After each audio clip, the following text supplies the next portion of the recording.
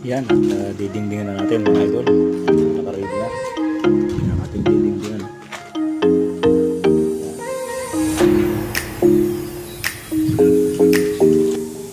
Yan at natapos na po.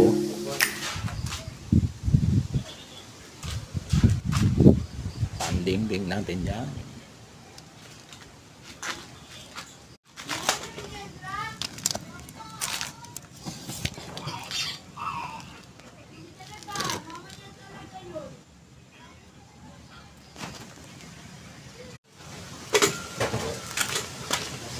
Sikat!